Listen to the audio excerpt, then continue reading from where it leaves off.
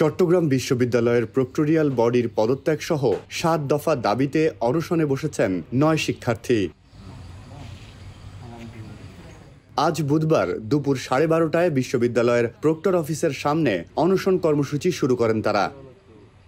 গত ৪ সেপ্টেম্বর থেকে আমরা যে বিভিন্নভাবে আমাদের ৭ দফা দাবি দিয়ে আমরা কর্মসূচি করে যাচ্ছি। এখানে আহতদের পূর্ণ তালিকা প্রকাশ, এখানে যারা উদ্বাস্তু হয়ে গেছেন তাদের একটা অস্থায়ী বা ভ্রাম্যমাণ আবাসনের নিশ্চিতকরণ, একটা স্থানীয় ছাত্রদের মধ্যে তদন্ত কমিটি গঠন এবং হামলাকারীদের সুষ্ঠু বিচার, এইসব এবং সর্বশেষে এই এত বড় সংঘর্ষের দায় প্রশাসনকে নিয়ে প্রক্টরিয়াল বডিকে পদত্যাগ করার সহ আমরা মোট ৭টি দাবি আমরা প্রশাসনের কাছে রেখেছি।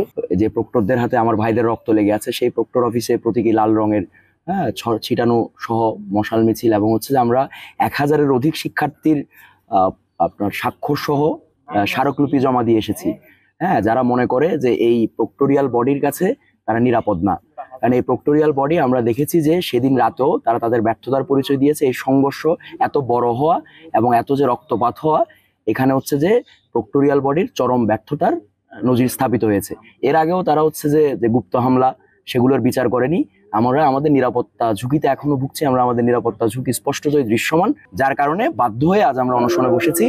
আমরা প্রশাসনের উদ্দেশ্যে বলতে চাই যে আপনারা আমাদের দাবি মেনে নেন, আমরা আমৃত্যু লড়ে যাব এই লড়াইয়ে। এই অনশনে আমরা যে ৯ জন বসেছি, আমাদের যে কারো যে কোনো প্রকার ক্ষতির দায় সম্পূর্ণভাবে এই প্রশাসনকে নিতে হবে।